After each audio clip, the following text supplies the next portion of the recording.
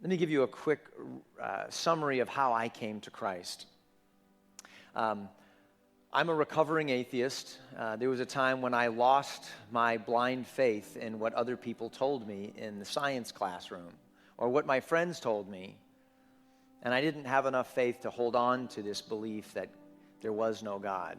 And I finally had to cave in and give in to the massive amount of evidence all around me and within me.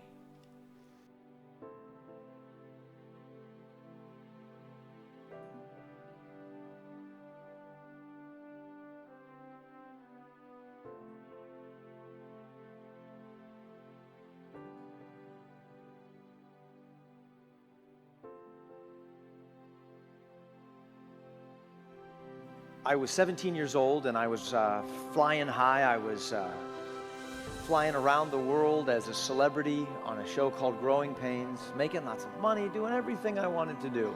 I didn't have a care in the world.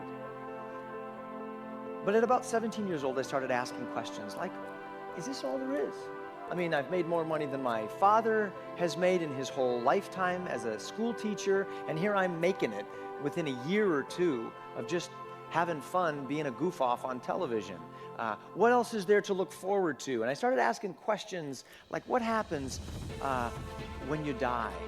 Do we just vanish and turn into nothing or go back to being bacteria in the dirt? Or could there be something else? How did this universe get here? And I loved science. I wanted to know how life began, all these things.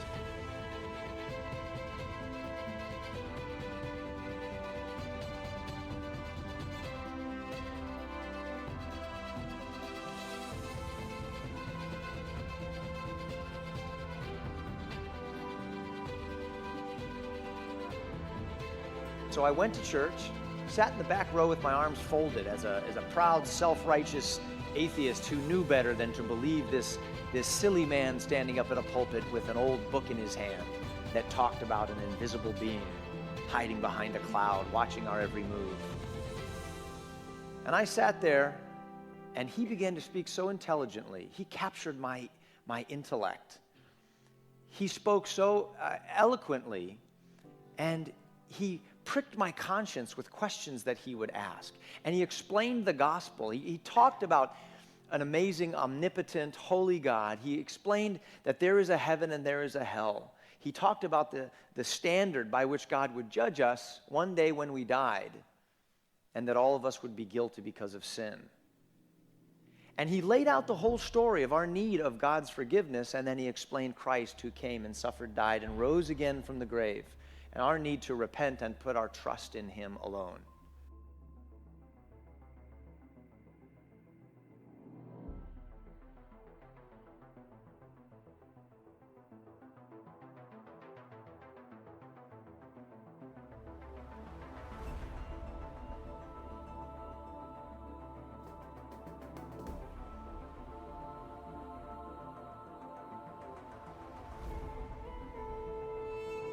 Questions. He gave me a book by Josh McDowell called More Than a Carpenter. I began studying that along with Evidence That Demands a Verdict, came to the conclusion that I've got to open the door intellectually to there being a God, because so many smart people actually do believe, and there's so many good answers to all of my questions that I found myself sitting in my sports car on Van Nuys Boulevard in Van Nuys, California, after dropping this girl off at an acting class and asking myself, if I find out one day that there's a God in a heaven, and if I die, where would I go? And I knew in an instant that I would not be going to heaven, because I mocked God. I laughed at people who believed in him, and I knew that because of the way I had lived my life and my attitude toward him, I do not deserve a place of eternal paradise.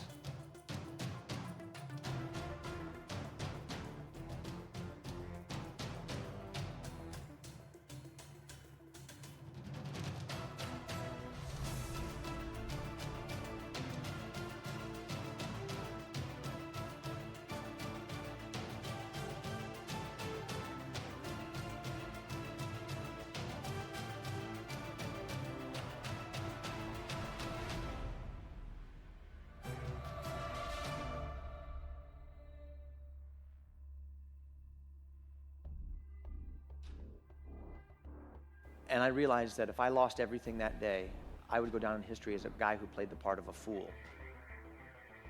That's how I'd be remembered by those in heaven. What a fool. He was given everything. He was given everything everyone would dream of on this earth, but he forfeited his soul because he thought he knew everything. And so I just closed my eyes and I prayed a very clumsy prayer.